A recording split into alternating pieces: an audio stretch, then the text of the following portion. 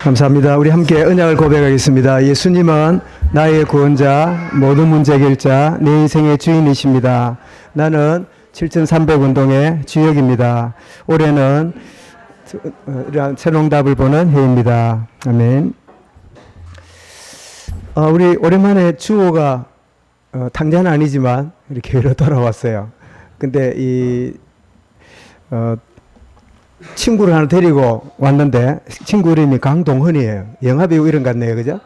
오늘 우리 랩런트들이 우리 함께 일회하는 시간이고 또 오늘 최고의 응답에 축복을 누리는 귀한 말씀으로 허락하실 줄 믿습니다. 제가 토요일이 되면 이제 우리 임마누엘 장흥교회 이제 그 산업선교 강사단 핵심이 있으니까 특별히 멀리 가지 않으면 매주 참여를 하면 어떤 때는 막 차 댈 때도 어렵고 날씨가 너무 더우면 그 산업선교 메시지가 9시에 이제 RUTC 방송에 나오잖아요. 그래서 막 차에 앉아서 그 산업선교를 가끔 들으면 그 임마누엘 장흥교회 마당에 이렇게 서 있으면 많은 사람들이 나그네들이 그 교회 마당으로 이렇게 가기도 하고 저를 가기도 하고 뭐 교회도 가는 사람도 있지만 그렇게 가면서 제가 문득 그 사람들의 표정을 이렇게 보게 돼요. 저는 이제 선텐이 된 창문에 앉아 있으니까 바깥 사람은 모르잖아요. 그 사람 지나가는 표정을 보니까 표정이 한 5가지예요. 근데 연구를 오래 했습니다. 첫 번째 표정이 뭐냐? 멍하게 가요. 뭐 어디 가는지 몰라. 멍하게 그냥 아침인데 하여튼 뭐 잠이 들 깼는가 멍하게. 저 사람은 멍한 인생이겠구나. 자기도 모르는 표정을 짓고 하는 거죠. 또 한 표정을 보니까 무엇이 허겁지겁 가요. 또 뭐 도둑놈 이거 뭐 잡으러 갔듯이 막 그냥 허겁지겁 막 앞뒤도 안 돌아보고 막 정신없이 가는 저 사람은 늘 허겁지겁 사는갑다. 그 느껴져요.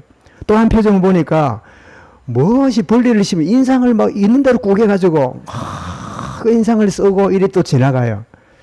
그래서 저 사람은 뭐 하여튼 뭐 때문인지 몰라도 막 굉장히 인상을 쓰고 자기가 그걸 쳐다보고 볼 수 없는 표정일 것 같아요. 그래서 지나가는 사람이 있고 또 한 사람 보니까 아주 근심 걱정이 많아가지고 어디 뭐 정신병원 입원하는 사람 같아.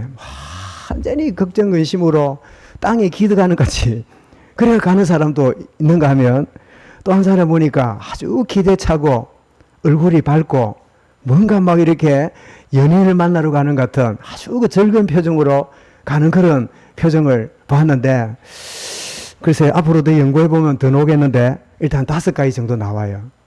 오늘 예배하는 시간이 이런 어떤 표정이라고 생각하십니까? 이런 기대가 차고 하나님 앞에 나와 나의 모든 영육을 치유받는 축복의 시간이 될 줄 믿으시길 바랍니다. 내가 굉장히 몸이 안 좋고 가까운 병원에 가도 별 해결이 안 되는데 아주 그 우리나라에 한두 명밖에 안 되는 아주 유명한 의사에게 특별히 약속이 돼가지고 내가 그 앞에 병실 앞에 이렇게 기다리고 있을 때 이 의사 만나면 내 모든 질병이 진단받고 해결받을 거다. 그런 기대를 갖는다면 그 환자 표정이 막 굉장히 그렇게 두려움이 있을까요? 기대에 가득 차 있을까요? 기대에 가득 차 있겠지요. 오늘 예배하는 시간에 창조주 되신 하나님 앞에 나를 새롭게 창조하시는 새로운 축복을 누리는 시간으로 나를 인도하셨다. 이 믿음 가운데 예배 가운데 말씀을 받는 시간이 될 수 있길 바랍니다. 이런 사람들은 한계를 만나고 위기를 만나면 여러 모양으로 반응을 드러냅니다. 성경에 보니까요. 낙심하고 좌절하고 결국은 자기 틀에 딱 빠져가지고 그냥 거기에서 빠져나오지 못하는 그런 유형이 있어요. 뭐 별일 할 때는 막 그냥 할렐루야 하다가 딱 위기와 한계 만나면 자기 틀에 싹 들어앉아가지고 그렇게 이렇게 염려하는 자가 있는데 그들이 누구죠? 민수기 14장에 보니까 10명의 정탐꾼입니다. 40일 동안 가나안에 가서 그 포도 여러분 얼마나 포도가 큰지요. 2명이 그 짝대기에 한 송이를 메울 만큼 어마어마한 굉장히 좋은 데를 보고는 그러면서 한다는 말이 뭐라 그러죠? 그들은 대장부고 우리는 뭐라고요? 메뚜기라. 우리는 절대로 들어갈 수 없다. 이러면서 하나님의 언약은 던져버리고 자기 생각의 틀에 빠져 있다 보니까 딱 한계가 오면 어디로 가요? 불신앙 염려 속으로 딱 들어가서 좌절에 빠지는 거예요. 그런가 하면 두 번째는 그걸로 끝나는 게 아니고요. 다 다른 사람에게까지 물들이는 불신앙의 반응을 드러낸 사람이 있어요. 희한합니다. 시험 들면 지 혼자 시험 들면 되지. 온 연락 다 해가 막 들어봐라면서 이래가 막 온 주변 사람도 시험에 빠지게 만드는 이상한 은사 가진 사람이 있어요. 여러분, 신앙의 연수가 있는 만큼 지나간 여러분 교회 여러분 경험 중에 그런 역할하는 사람을 퍼뜩 여러분 떠오를 거예요. 자기 한테만 불신앙하면 되는데 이거를 막 모든 사람 펴뜨리는 이들이 누굴까요? 민수기 16장에 보니까 막 물도 없지요, 막 배도 고프지요, 광야가 어려우니까 고라, 나단 이런 친구들이요, 당을 지어가지고 우리가 여기서 죽겠다. 그러니까 어디로 가자? 젖과 꿀이 흐르는 땅으로 가자. 젖과 꿀이 흐르는 땅이 됩니까? 응? 하나님이 가나안 땅을 보고 뭐라고요? 젖과 꿀이 흐르는 땅으로 너를 인도하리라 했잖아요. 그런데 고라일 땅은 젖과 꿀이 흐르는 땅으로 가자. 부추도 있고 마늘도 있고 어쩌고 하면서 그 맛으로 돌아가자. 그게 어디예요? 애굽 땅이에요. 이래가지고 당을 지어가지고요, 다른 사람까지 불신앙에 빠지게 만드는 여러분 이런 유형의 사람이 있단 말이에요. 그치? 1번은 자기 문제에 빠져갖고 꼼짝 안 하는 사람, 두 번째는 남들까지 불신앙에 빠지게 만들어서 시험에 빠지게 만드는 이런 유형. 그런데 여러분, 한계를 만나고 위기를 만날 때 오히려 절대 불가능한 상황 가운데 하나님의 절대 가능을 바라보고 하나님 계획과 응답을 바라보는 자들이 있는 거예요. 여러분, 시편 121편 1절 2절에 뭐라고요? 내가 산을 향하여 눈을 들리라. 나의 도움이 어디에서 올꼬? 자주 말씀드리죠. 내가 산을 향하여 눈을 들리라 하는 그 산은 마운틴을 말하는 게 아닙니다. 거기서 말하는 산은 뭐예요? 어마어마한 내 인생의 큰 보따리가, 내 인생의 큰 장애물이 내 앞을 가로막은 거예요. 이런 가운데 나의 도움이 어디야? 천지를 지으신 여호와에게서로다. 위기 한계 만날 때 오히려 절대 불가능 속에 절대 가능의 하나님을 바라보는 자예요. 이런 축복이 여러분에게 고백될 수 있기 바랍니다. 이런 이사야 40장 31절도 지금 아수르가 북이스라엘을 무너뜨린 다음에 남아있는 남쪽 유다를 무너뜨리려고 틈틈이 쳐들어와서 이 남쪽 유다를 괴롭혔단 말이에요. 그때 왕이 불안해 있으니까 이사야가 일어나서 그 어떤 가운데 있더라도 두려워할 거 없다. 그러면 주신 말씀이 이사야 40장 31절에 오직 여호와를 앙망하는 자는 새 힘을 얻으리니 뭐라고요? 독수리 날개치며 올라갈 것들이시며. 이런 독수리 날개치는 거 봤습니까? 응? 주워 봤나? TV에서 봤지? 응? 우리 동훈이는 어때? 독수리 날개치며 올라가는 거 봤어요? 응? 인터넷 검색하고 싶거든. 그런 거나 봐라. 독수리 날개치며 올라가는 거. 그럼 다시 물어봅시다. 암탉이 날개치고 지붕 올라가는 거 봤어요? 난 그런 거 봤어요. 암탉이 화나면요, 푹 해가지고 그 뚱뚱한 이 헤비급이 날아가지고 추막 끝에 올라가요. 그런데 이제 불신자들은 뭐라 그래요? 암탉이 지붕에 올라가면 집이 망한다. 아주 여성 비하 발언인데 하여튼 그런 속담이 옛날에 있었어. 오히려 하나님의 절대 응답을 바라보고 그 하나님만 앞에 딱 무릎 꿇는 그런 계기로 한계와 위기 만날 때 이 세 가지 유형. 사랑도 여러분, 1, 2번부터 3번에 내가 여기 있습니다. 이런 고백과 확신을 갖는 시간이 될 수 있기 바랍니다. 오늘 본문은 열왕기 상이 이제 마무리되고 열왕기 하가 들어가는데 원래는 열왕기하고 열왕기 상과 열왕기 하는 한 권의 책이에요. 그런데 이제 히브리어로 된 이 구약 성경을 헬라어로 번역하면서 편리상 사무엘상 하, 열왕기 상하 이렇게 나눠가지고 상하 나눠가지고 있을 뿐이지 원래는 한 권이에요. 열왕기예요. 이런 상태인데 오늘 딱 시작하자마자 아합이 죽은 다음에 그 아들이 왕이 됐는데 그 아들이 누굽니까? 아하시야예요. 아하시야. 그런데 이 친구는 2년을 통치하는데요. 그 짧은 통치를 하는데도 불구하고 한마디로 제약 가운데 통치하다가 죽음도 하나님의 진노를 불러일으켜서 아주 불명예스럽게 병들어 죽는 이런 생애를 잠깐 기록하는 게 오늘 열왕기하 1장 내용이에요. 우리는 먼저 생각할 거는요. 저는 아시아에 이런 참 그림을 보면서요. 부모의 배경에 걸리는 인생이 있고 부모의 영적 배경을 뛰어넘는 인생이 있음을 우리는 기억해야 돼요. 여러분, 여러분의 부모와 여러분의 가문의 영적 배경이 뭐지요? 좋은 것도 있고 또 배울 것도 분명히 있겠지요. 그러나 종교생활한 배경이거나 불신 배경이 있다면 반드시 넘어야 될 것이 우리 부모 세대의 우리의 영적 배경 뛰어넘어야 될 여러분 그 심을 여러분들이 마음에 담으시기 바랍니다. 제가 언젠가 말씀드렸죠. 제가 지나간 교회 중에 그 우리 이제 이 중직자 가정인데 그 장남 아들이 이게 이제 아들 둘, 딸 둘인데요. 그 큰아들하고 굉장히 갈등이 심했어요. 그 아버지하고. 그 아버지는 이제 어떤 스타일이냐면 굉장히 규모가 없어가지고 그 자녀들에게 참 수고하고 애쓰는데도 안 되면 아버지가 이해가 되지만 아버지가 하는 그 이 행동이 너무 몰상식하게 이렇게 하니까 그 자녀들이 그 아버지에 대해서 신뢰가 없잖아요. 그런데도 그 아버지는 아란 것도 없이 막 그 아들들에게 특별히 막 윽박 지르고 막 이러니까요.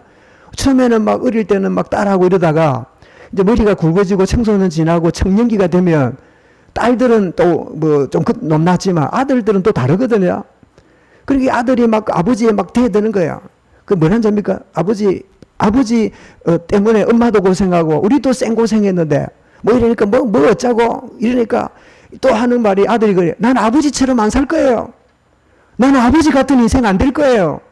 이러니까 그 아버지가 뭐라냐니까 이 새끼야 니는 나보다 나은 줄 보자.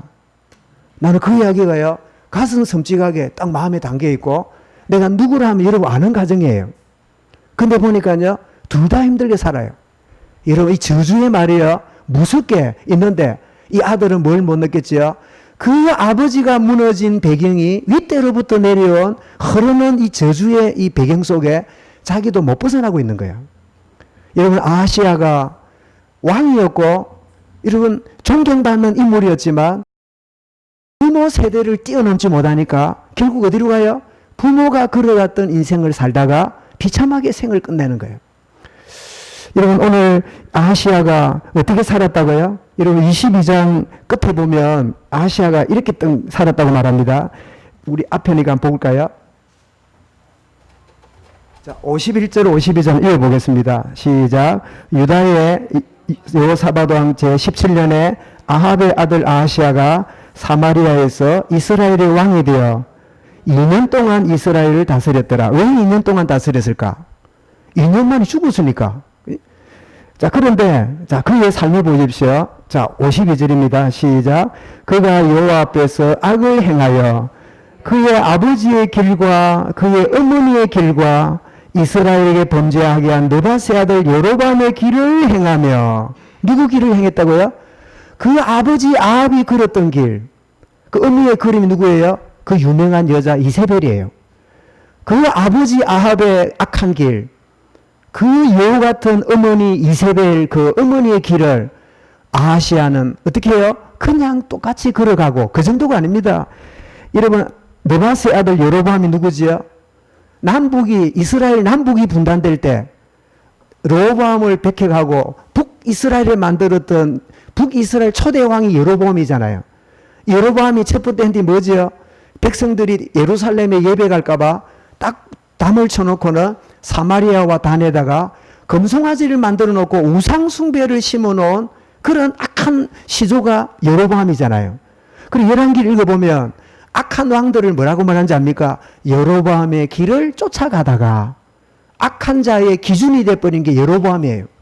그러니까 부모의 길뿐 아니고 앞선 선조들의 악한 길에 이 아하시아는 그냥 그 길을 따라가다가 그 인생이 무너지는 부모 배경에 걸리는 자가 있고 뛰어넘는 자가 있음을 우리가 마음에 한번 생각해 보시기 바랍니다. 가나안 신 바알을 섬기고 예배하는 미련한 짓을 했습니다. 53절을 보십시오. 바알을 섬겨 그에게 예배하여 이스라엘의 하나님 여호와를 노하시게 하기를 그의 아버지의 온갖 행위와 같이 하였더라.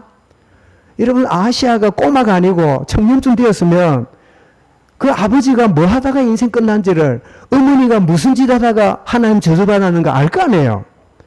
그런데 아랑것 없이 아하시아는 부모의 영적 배경을 뛰어넘지 못하니까 그 흐르는 저주 속에요. 그냥 실패하고 마는 거예요. 이런 바알이 뭐지요? 바알이란 말은 그냥 주라는 뜻입니다. 주인. 바알이 뭐예요? 내 인생 주인이라. 여호와 하나님이 주가 아니고 누가 주예요? 바알 신이 주라. 왜 바알을 여러분 주라고 생겼을까요? 바알은 신들 중에 어뜸이라 생각하고 농사를 잘하게 만드는 농경사회의 최고의 신이라. 우리가 옛날에 예수 믿기 전에 우상 숭배했을 때 최고 신이 뭐였을까요?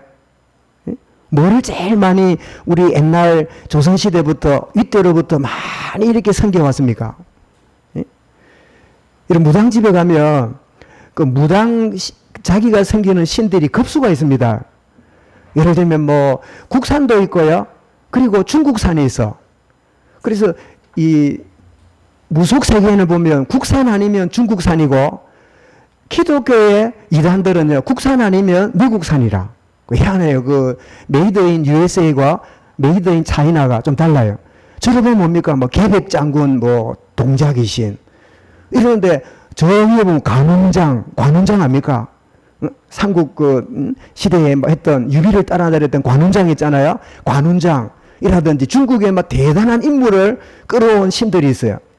말하자면 그 시대의 최고의 우상의 어뜸이 누구냐? 바알이라.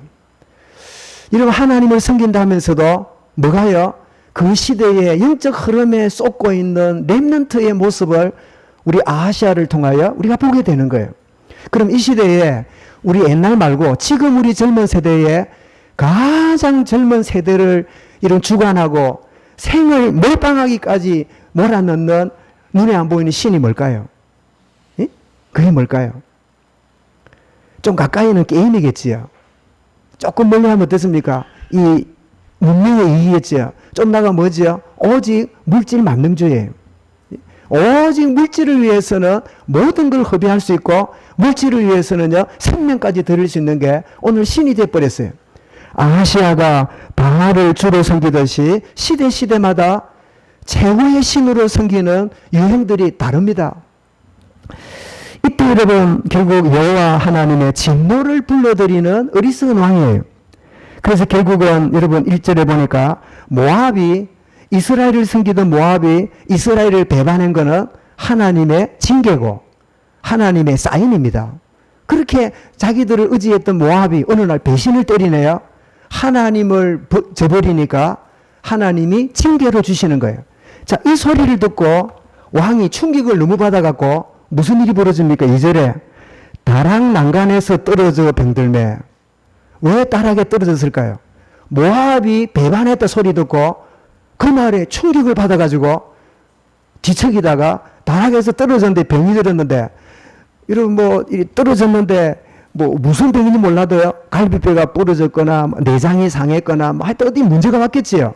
왜냐면 난간에 떨어졌으니까. 여러분 생각해 보세요. 우리 한 피아노 높이나 아니면 이게 벽등 높이나 있다가 툭 떨어지면 별거 아닐 수도 있지 어때요? 다치기 시작하면 심각할 수 있겠지요. 모압이 배반을 하는 거 돌이키라는 하나님의 사인이에요. 그리고 또 하나님의 기회가 뭐지요? 무심코 떨어졌는데 병이 들었단 말이에요. 이게 뭐지요? 하나님의 은혜의 조치입니다. 무슨 기회예요? 돌이키라고.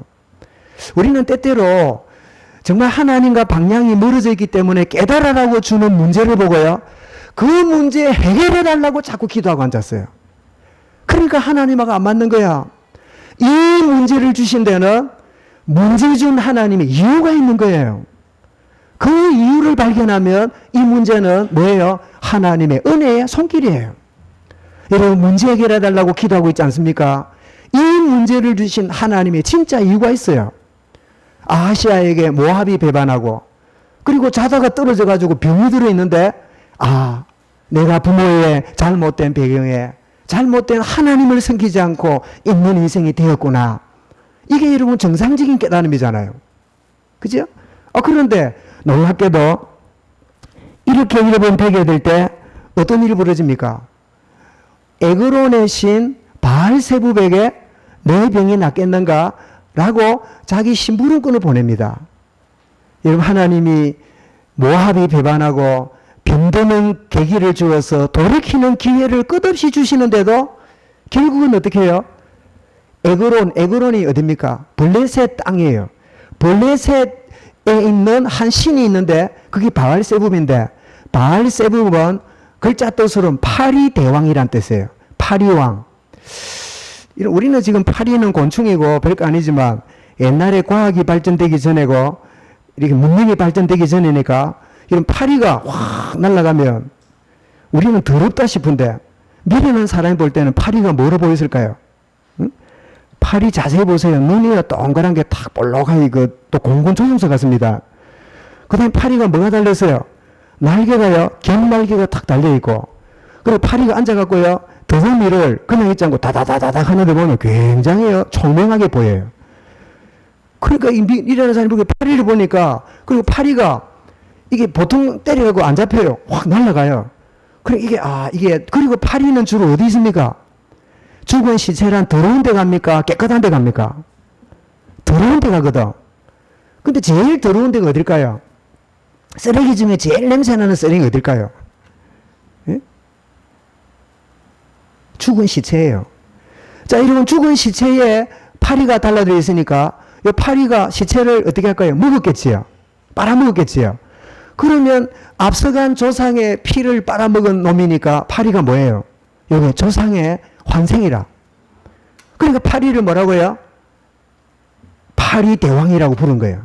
여러분, 영적으로 어두워지면요, 사람이 막 정말 기가 차고 웃음꼴이 다 벌어집니다. 하나님을 떠난 인간이 뭔가를 의지해야 되는데 하나님이 안 보이니까 뭘 의지해요? 아무거나 갖다 놓고 의지하는. 그래서 옛날에 여러분 마을에 우물에 보면요, 여러분 놀랄라. 혹시 놀랄 분이 옆에 손을 잡으시기 바랍니다. 큰 구렁이가 이 우물에 이래 살아요. 그 주변에 살아요. 물이 있으니까. 그러면 동네 사람들이 정초나 월초 되면요, 어쩝니까? 그거 따놓고요, 이게 이 구렁이가 물을 가져다 주는 물샘의 신이라 생각해요. 구렁이가 죽으면 샘이 말라버리면 큰일 나요. 옛날에는 수도가 없기 때문에. 그러니까 뱀을 여러분 잘 먹인다고 이렇게 하고 그렇게 섬기는 그런 어리석은 게요, 우리네 조상들의 삶이었어요. 이런 그 정도가 아닙니다. 바다에 가면 파도가 일어나고 이러니까 그냥 못 가요. 뭐 해야 됩니까? 용왕신에게 절을 해야 돼요. 고기를 잡으러 가면 고기를 많이 잡아야 되니까 뭐 해야 돼요? 풍어제를 해가지고 풍성할 풍자의 고기였자 고기 많이 잡게 해달라고 온갖 여러분 색깔의 깃발을 걸어놓고 절을 하고 시작해요. 그러니까 알고 보니까 용이 아니고 그냥 파도라. 요즘 와서는 대충 아니가 이제 거짓 잘 안 하지요. 이렇게 바알세붑에게 물어가고, 그래서 여러분 결국 모압이 배반하고 자신도 병이 들었는데, 여러분 복음만이 모든 배경을 뛰어넘음을 믿으시기 바랍니다. 우리는 부모를 공경해야 됩니다. 우리의 가문을 소중하게 생각해야 됩니다. 그러나 여러분 가문에 있는 영적인 배경과 흑암의 여러분 세력을 여러분은 동화하고 적당하게 덮어놓고, 그래서는요, 나와 후대가 똑같은 인생 되고 말아요. 정말 새로운 응답을 보아야 되겠구나.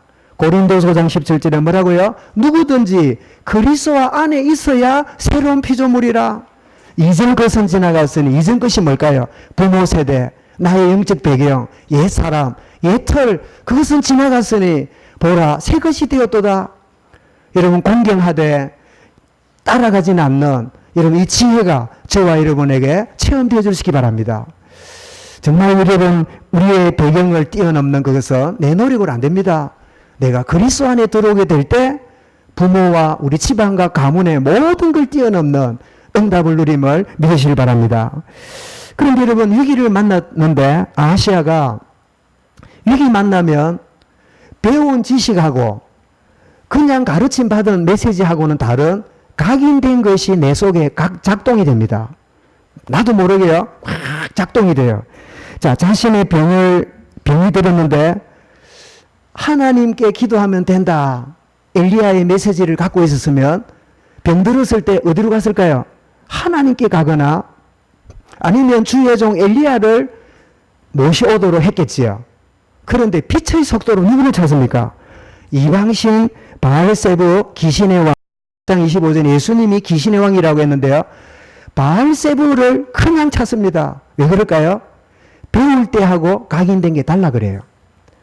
여러분은 예배에서 말씀을 받고 뭐 오늘 또 뭐 은혜 받고 이러지요.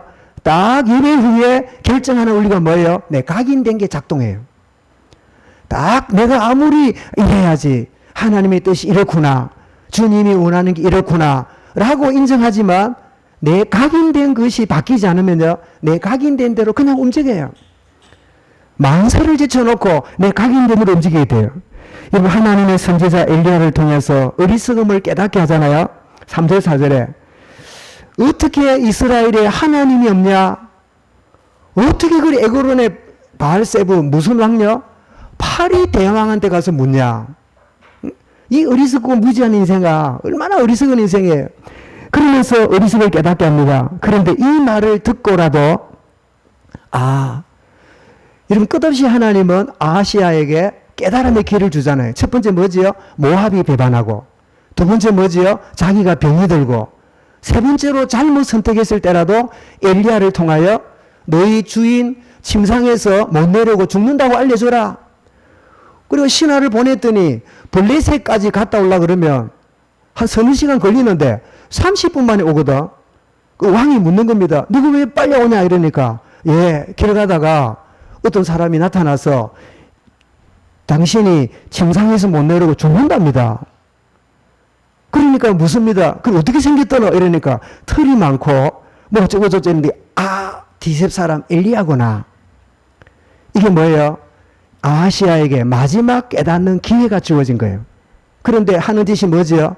군사 50명을 보내갖고 잡아오라고, 재판에서 끌어오라고, 이런 짓을 3번이나 하는 게 오늘 9절부터 나오는 내용이에요. 여러분, 각인된 게 무섭습니다. 아무리 여러분 막 메시지를 듣고 앉아 있어도요, 각인된 대로 문제 위기 만나면 그냥 행하는 거예요. 요즘 제가 가끔 말씀드리지만 요즘 열왕기 들었는데 보니까요, 저도 여러분 이런 메시지를 하려고 준비한 적 없습니다. 근데 요즘 이 메시지를 시간마다 우리 생을 걸고 안 받으면 안 되는 그런 하나님의 도전을 주시는 것 같아요. 여러분 아마 둘 중 하나일 겁니다. 굉장히 시간마다 불편하든지, 아니면 그렇구나, 내 인생을 걸고 이 말씀을 선택하거나, 아니면 내 갈 길 그대로 가거나, 둘 중 하나겠다. 그런 어떤 새로운 갈등 내지는 결단의 시간이 되지 않을까 하는 그런 마음이 있어요. 왜냐하면 저는 여러분 제 생긴 거 보세요. 제가 막 이렇게 그 성질이 그래 더러워 보입니까? 괜찮아 보입니까? 속은 안 괜찮지만 겉으로는 괜찮아 보이잖아요. 그죠? 그런데 내가 여러분 메시지를 할 때 뭐 이런 투를 한 적이 없잖아요. 근데 하나님이 주시는 말씀을 내가 적당하게 할 수가 없잖아. 이게 여러분 하나님의 종의 태도인데요. 반드시 내가 죽음을 당하게 될 것이다. 이랬는데도 돌이키고 회개하기는커녕 저 엘리야를 잡아오라고 군사 50명을 갖다 주고, 이 군사들도 교만에 빠져가지고요, 지금 영적 상황이 어떻게 돌아가는지 몰라. 왕이 지금 완전히 하나님을 저버리고 병까지 들어갔고 다른 신에게 묻는 이 하나님께 버림받은 왕의 명령인데, 이 명령을 어기면 내 보직이 떨어질까봐, 나의 진급이 안 될까봐 그 말을 듣고 또 순종하고 갑니다. 이런 신하가 우리나라에 없어야 돼요. 이런 부하가 우리나라 조직 속에 없어야 돼요. 그런데 그 말을 듣고요, 가서는 한다는 소리가, 엘리야여, 왕이 당신을 데려오랍니다. 그렇게 말하니까 엘리야가 어떻게 합니까? 주여, 내가 주의 종이 맞습니까? 이들에게 하나님이 증거를 보이시며 하늘이 불이 내려서요 50명이 뭐 오징어가 돼버려요. 그 소리를 듣고 나서 아하시야가 아이고 이래야 될 거 아닙니까? 또 명령 내립니다. 이봐라, 앞에 사람 오징어 됐다는데 또 가라. 50명이 또 갑니다. 갔더니 엘리야가 보니까 아하시야가 회개하고 죄를 덮어서 올 줄 알았더니 또 누가 와요? 눈에 힘을 준 놈이 또 50명이 또 왔어. 와가 뭐라냐? 그러지 말고 오라 안 합니까? 와 그러셨습니까? 왕이 명령하면 와야지요. 이런 건방지게 또 신하가 또 그러네요. 그때 엘리야가 어떠잡니까? 주여, 이 완악한 이들에게 하나님의 증거를 보여줘. 또 불이 내려갔고요. 오징어가 아니라 제가 돼버렸어요.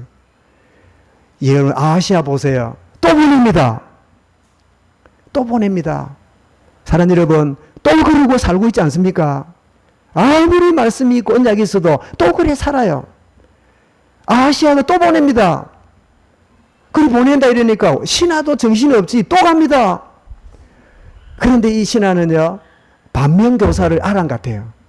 앞에 자기 선배, 예를 들면 육사 3기가 가서 죽었고 두 번째 10기가 죽었는데 자기 육사 15기라. 앞에 선배들이 오징어가 되고 제가 돼도 소리 듣고요. 그 앞에 가서 엎드리가 뻘뻘 깁니다. 주의 종 엘리야여 용서하시고 앞에 우리 선배들이 잘못한 거 이해해 주시고 지금 어쨌든 왕이 뵙고자 하니까 한번 오시면 어떻겠습니까? 하고 겸손히 이렇게 요구합니다. 그러니까 엘리야가 어떻게 하지 했더니 하나님이 너가 아하시아에게 가서 메시지를 바로 전해줘라. 그래가지고 이제 돌아옵니다. 아하시아가 첫 번째 보냈더니 다 죽었다 그러지. 둘째 보냈더니 또 다 죽었다 그러지. 세 번째 보내놓고 또 제가 될란가 하고 있었는데 누가 나타났어요? 엘리야가 나타났어요. 여러분 하나님은 그 아하시아의 생애 끝나기 전에 끝없이 깨달음의 기회를 주시는 거예요. 여러분 이 예배가 깨달음의 한 과정으로 끝나지 말고 생을 새롭게 시작하는 결단의 예배가 될 수 있기 바랍니다. 끝없이 기회를 주었지만 결국은 다 죽게 되는, 여러분 각인된 게 얼마나 무섭습니까? 딱 위기 만나고 그리고 딱 한계 오니까요, 나도 모르게 내 속에 각인된 게 그냥 드러나게 되고 끝없이 돌이킬 수 있는 기회를 주시는데도 자기 각인된 대로 그냥 살다가 인생 끝나는. 그래서 신명기 6장 6절에 오늘 내가 네게 명한 그 말씀을 뭐라고요? 너는 마음에 새기고, 이런 마음에 새기는 은혜가 있기를 바랍니다. 그냥 생각에 집어넣고 하지 말고 마음에 새기고, 마음에 새기라고 하시는데 뭘 새겨야 될까요? 사도 1장 1절에 예수 그리스도, 모든 문제 해결하신 그리스도가 나의 주인이시다. 3절에 뭐지요?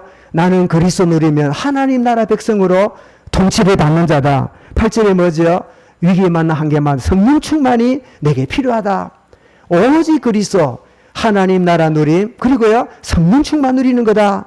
이게 우리에게 마음에 새겨져야 돼요. 따라합시다. 마음에 새기고.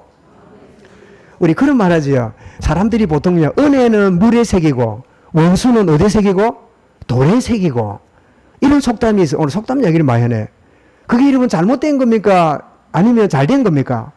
그 악한 자들의 하는 그냥 언약이에요. 여러분, 상처는 물에 흘러갔고 하나님의 은혜는 우리 신비에 새겨져야 돼요. 내 마음에 새기고. 그래서 잠언 4장 23절에 뭐라고 말씀하지요? 모든 지킬 만한 것 중에 더욱 내 마음을 지키라. 생명의 근원이 여기에서 나느니라. 여러분, 하나님의 말씀이 귀에 걸려있지 말고 그냥 생각에 있지 말고 마음에 새겨질 수 있길 바랍니다. 그래 되면 내 각인이 새롭게 되게 살아있지요. 그런데 참고로 위기 만나면 여러 유형의 각인이 드러나는데요. 4가지 유형이 드러나요. 첫 번째는 무신론, 하나님이 없다는 사람은요, 위기 만나고 의리 만나면 심지어 교회를 다니면서도 뭐라고 말하냐? 하나님이 어딨냐? 하나님 없어. 하나님이 있다면 이럴 수 없지. 교회 다니는 사람들이 이 말하는 사람은 뭐가 각인됐지요? 무신론이 각인된 거예요. 하나님이 안 계셔. 그래서 시편 14편 1절에 뭐라고요? 어리석은 자는 그 마음에 이르기를 하나님이 없다 하도다. 이런 유형이 하나 있어요. 멀쩡할 때는 지내다가 딱 위기 만날 때 하나님이 없어. 하나님이 계시다면 이럴 수 없지.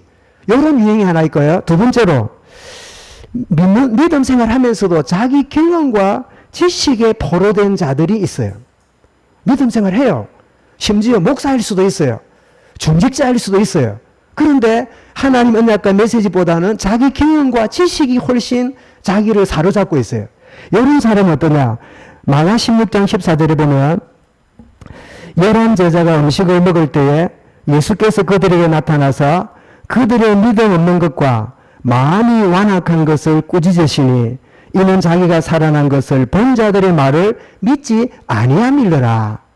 예수님의 부활을, 예수님 따라다닌 그 무리인데도 예수님 부활했다는 말을 안 믿는 거예요. 왜 그럴까요? 경험상 지식으로 죽은 사람이 살아난 게 안 믿어지는 거예요. 이런 신앙생활하는 사람이 있어요. 그러니까 멀쩡하게 믿음 생활 하다가 딱 한계가 오잖아요. 자기 경험과 지식을 쫓아서 그냥 가요. 이게 두 번째 유행이에요. 세 번째입니다. 위기 만날 때 어떤 각인된 게 드러나는가 하면 평소에는 믿음 생활 하다가 이상하게 기도 많이 하고 봉사도 많이 하고 헌신도 많이 했는데 뭐가 안 되거든. 그러니까 불신앙에 빠져가지고 거꾸로 악한 마음으로 난 하나님 절대 안 믿다면서 이런 심지어 모태신앙의 가정 중에 자녀들 중에요. 이런 경우들이 많아요. 우리 아버지가 얼마나 충성하고 우리 아버지가 얼마나 그 봉사하고 이랬는데 우리 집이 왜 이러냐면서 이런 투로 있다가 여러분 낙심하는 믿는 집 아이들이 꽤 많아요. 이런 막스가 공산주의를 만들어냈잖아요. 칼 막스가 누구지요? 신학생이었어요. 신학교를 다녔는데 이놈이 컨닝구하다가 학교 대학을 당했는가 몰라도 그 기독교에 대한 반발심이 어마어마히 있으면서 공산주의를 만들어내가고 공산주의의 궁극적인 주제가 뭐지요? 하나님 없어. 우리 잘 아는 대로 여러분 이 하나님 없다고 하는 니체는 여러분 하나님은 없고 죽었다 했잖아요. 니체가 누굽니까? 니체는 목사들이에요. 그러니까 이 부모 세대를 보고 진짜 하나님을 만나니까 엉뚱한 꼴이 되면서 불신앙이 깊이 빠져있는 인생이 돼요. 그리고 히브리 3장 12절에 보면 형제들아 너희는 삼가 혹 너희 중에 누가 믿지 아니하는 악한 마음을 품고 살아계신 하나님에게서 떨어질까 조심할 것이요. 하나님 잘 믿는다고 자기 열심으로 믿다가 진짜 복음적으로 못 믿고 종교적으로 교리적으로 믿다가 어느 날 어디로 들어가 버려요?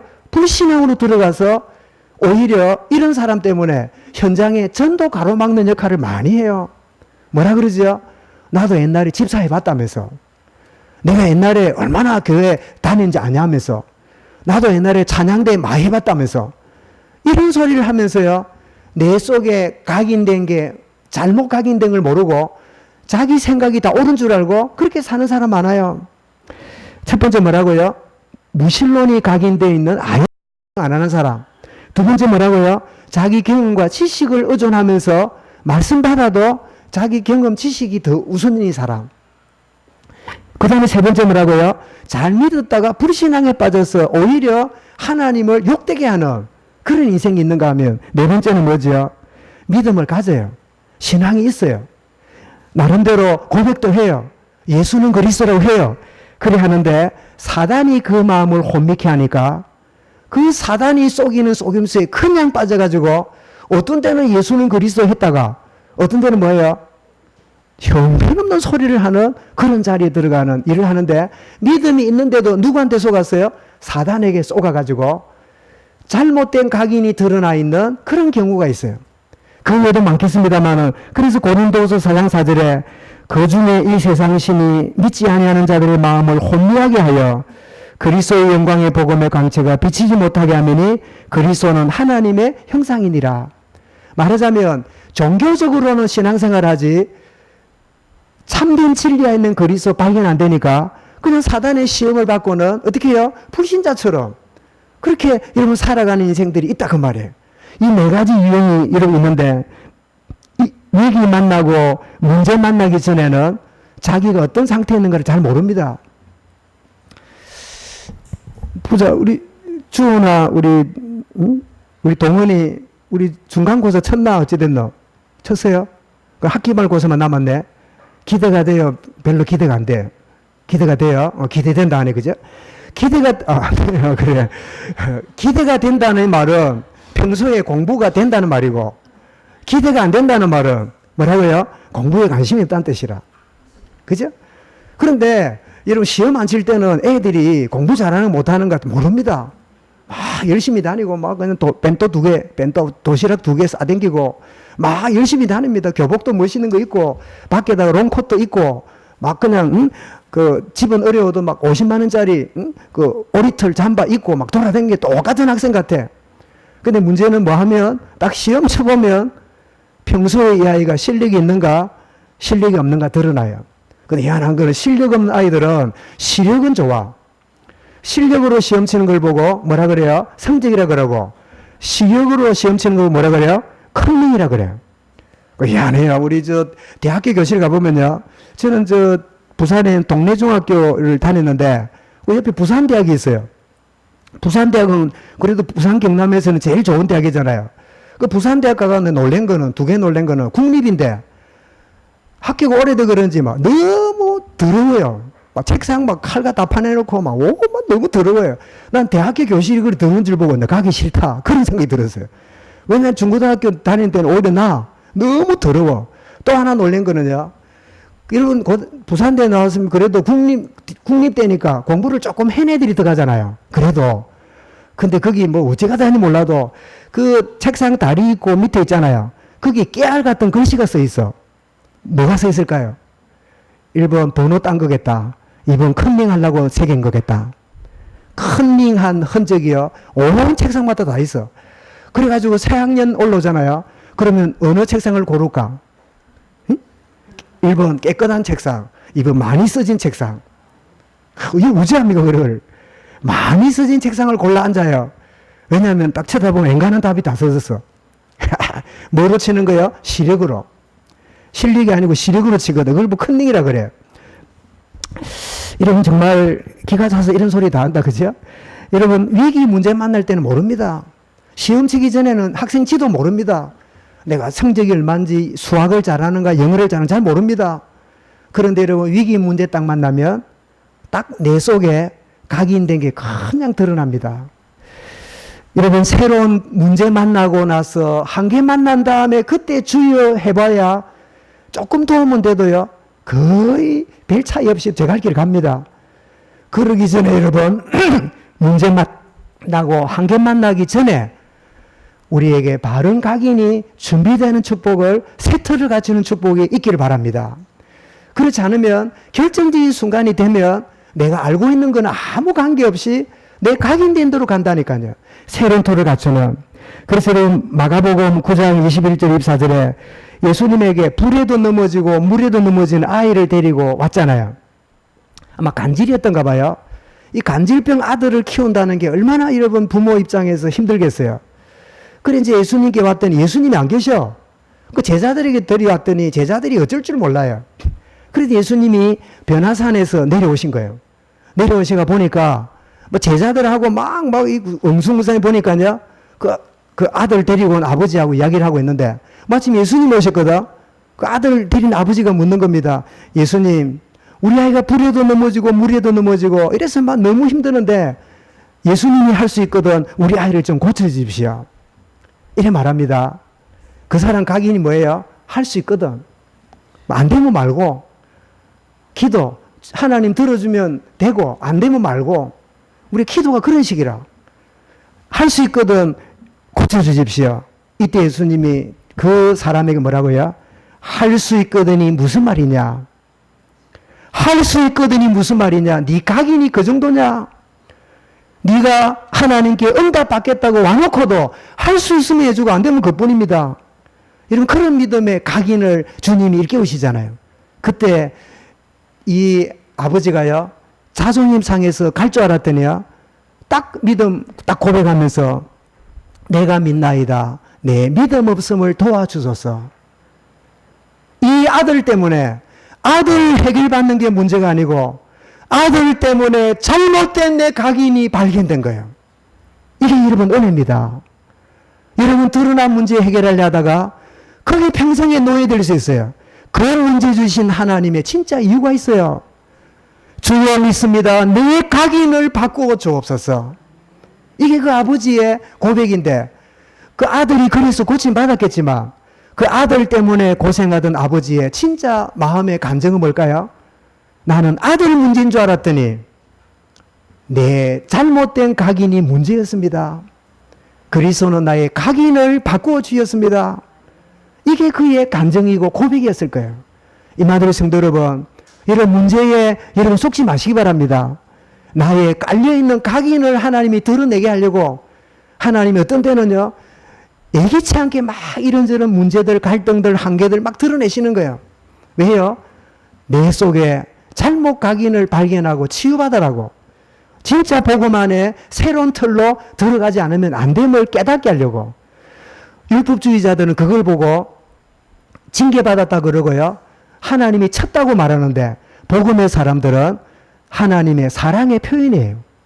나를 복음 안으로 바꾸시려고 그런 문제 저런 것들을 내게 드러내셔서 기어코 응답의 새로운 틀을 준비하고 응답의 사람으로 인도하시는 내가 너를 택한 너는 나의 그릇이라. 우리는 여러분 세상이 먹는 개가 먹는 개밥그릇이 아닙니다. 하나님이 준비하신 그릇이에요. 하나님이 준비하신 그릇으로 나를 이끌어 가시는구나. 그러므로 여러분 한계위기 만난 것은 불행한 일이 아닙니다. 하나님이 나를 기어코 쓰시려고 새로운 틀을 만들어가는 하나님의 과정에 있는 것입니다. 여러분 결론적으로 그러면 내 마음에 작동되어야 될 게 뭘까요? 뭐가 우리에게 움직여야 될까요? 여러분 언약의 말씀이 복음이 내 속에 깊이 자리 잡아야 됩니다. 왜냐하면 뿌리 내린 만큼 뭐가 와요? 열매를 맺거든. 그죠? 여러분 뿌리가 깊이 내려갈수록 그 열매가 다릅니다. 여러분 우리 1년 초 그 열매를 맺는 것들 있잖아요. 뭐 토마토, 또 뭐 수박, 참외 이런 거는 1년 과예요. 한 번 농사지어서 따먹고 나면 말라 죽으면 끝이에요. 근데 1년으로 끝나지 않고요. 매년 열매를 맺는 게 뭐 있을까요? 뭐 사과, 복숭아, 또 뭐 있습니까? 뭐 포도. 하나 좀 이거 말해야 되는 거 아닙니까? 응? 뭐 있어요 또? 뭐 배, 막 여러 가지 있겠지요. 이런 것들은요. 매년마다 해가 바뀌어도 계속 열려요. 그러면 뭐가 다를까요? 나무냐 이 풀가냐 다르지만 뿌리가 다릅니다. 여러분 이 고구마도 뭐 그죠? 1년이 그죠? 뭐 토마토나 이런 거 쭉 뽑으면 뽑힐까 안 뽑힐까요? 그냥 뽑힙니다. 왜 그럴까요? 뿌리가 얕으니까. 그래서 나무를 여러분 잡아 당기면 뽑힐까 안 뽑힐까요? 뽑힙니다. 팔이 뽑혀요. 뿌리가 여러분 안 돼요. 저는 나무 뿌리가 얼마나 깊은가를 제가 군대 생활하면서 알은 거는 제가 이제 미군 부대가 철수하고 난 탱크 부대에 대대 그 독립대대에 이렇게 있었는데 우리 마당에 이 미루나무입니까? 이 어른이 한 두 명, 세 명이 안아야 될 만큼 큰 미루나무가 있었어요. 올라가면 이게 뭐 얼마나 높은지 이게 낙엽이 떨어지면 온 막사를 다 덮어요. 그래 대대장이 이거 잘라라. 그래 잘랐어요. 잘랐더니 이게 둘레가요. 또 큰 동그란 뭐 식탁 같아.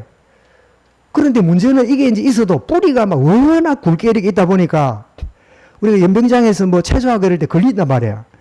그래 이걸 뽑아야 돼요. 그래 우리 막 몇십 명이 막 깨깡이를 파가는데 안 파져요. 그래가 할 수 없이 대대장이 탱크를 끌어오느라. 그래 탱크를 끌어왔어요. 여러분 탱크 봤습니까? 탱크를 묶어가지고 잡아 당기는데요. 한 대 갖고 안 돼요. 한 대 더 가져오느라. 그러니까 탱크 두 대가 요즘은 더 옛날에는 탱크 무게가 50톤이거든요. 이 50톤, 100톤짜리가 와이어를 걸어가 잡아 당기는데요. 딱 엔진을 걸어가지고 후진으로 막 확 이러는데요. 이게 뿌리가 뽑히는데 네모반 밑으로까지요. 칩이 들썩들썩해요. 올라간 만큼 뿌리가 다 있는 거예요. 이 큰 나무에 우리는 위에만 보고 있죠. 뿌리가 달라요. 여러분 그리스도의 복음에 뿌리가 깊어질 수 있기 바랍니다. 그래 내가 뿌리 내려도 얕으니까 더 깊이 있는 나의 잘못된 각인이 작동하는 거예요. 참된 복음이 내 속에 깊이 각인되게 하옵소서. 주님이 그리스도시요 살아계신 하나님의 아들입니다. 베드로 고백했잖아요. 뿌리가 얕으니까 뭐라고요? 주님을 부인하고 저주까지 했잖아요. 뿌리 깊은 나무처럼 복음의 깊이를 누리게 하옵소서. 더 나아가서 매주 하시는 성령님의 역사하심을 실제로 누리는 겁니다. 여러분 내 지식으로 내 경험으로 복음 깨닫는 것은 불가능해요. 여러분 내 안에서 주의 성령님이 깨닫게 해주셔야 돼요. 그러면 우리는 뭐 해야 될까요? 내 안에 계시는 성령님 복음의 뿌리를 내리도록 역사하여 주옵소서. 여러분 겸손히 뜨겁게 할 것도 없어요. 그냥 고백하면 돼요. 주여 성령님 내게 복음의 뿌리 내리는 인생 되게 해주십시오. 이 고백을 여러분 하루에 한 번만 고백해 보십시오. 내 정신 성령 역사하시는데 요한 16장 14절에 내가 아버지께 구하겠으니 그가 또 다른 보혜사를 내게 주사 영원히 너희와 함께 있게 할 것이요. 26절에 맞이요. 그가 너희에게 모든 것을 가르치시고 내가 너희에게 말한 모든 것을 생각나게 하시리라. 여러분 희한하지요. 이런 복음이 각인 안 되면 나도 모르게요. 상처가 각인이 확 올라와요. 이런 부부가 싸울 때 큰 문제 때문에 싸울까? 별거 아닌 것 때문에 싸울까? 결혼 안 하는 사람 짐작해봐라. 큰 문제 때문에 싸울 것 같아? 별거 아닌 것 때문에 싸울 것 같아? 별말 아닌데 싸워요. 왜 그럴까요? 별말 아닌데 기억의 단추를 눌렀기 때문에요. 그 한두 마디가 오래된 기억 각인된 게 올라오기 때문에요.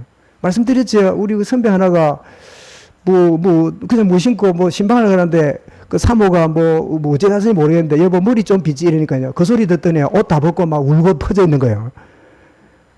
그래 왜 그러는데 머리 빗으라는데 왜 그런데 이랬더니 당신이 평소에 내 보고 예쁘다 안 했잖아 뭘 했잖아 그 신방도 안 가고 회개하고 부부 팀사회하고 말았다 안 합니까? 이게 뭐지요? 머리 빗으라는 게 아니라 평소에 나를 무시하고 깔보고 나를 꾸미니 안 꾸미니 그 소리가요 각인돼 있다가 그 한마디에 막 폭발하는 거예요. 이런 정말 그리스도의 복음이 깊이 뿌리 내리는 이 축복이 있어야 되겠고 누구를 통해서요? 성령 하나님이 우리에게 가르치고 생각나도록.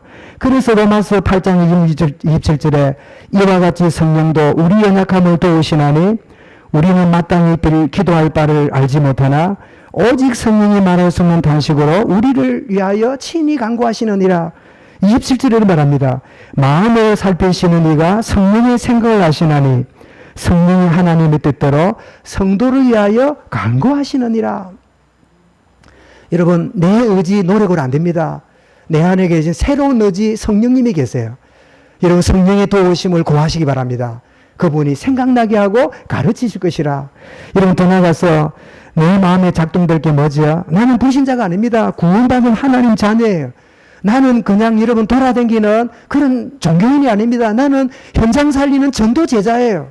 이런 정체성을 가지고 있다면 여러분 잘못된 게 각동되므로 또 반복하고 또 반복한 자리로 들어가지 않는 요한 1장 12절에 영접하는 자, 그 이름 믿는 자는 하나님의 자녀가 되는 뭘 줬다고요? 권세를 주셨다.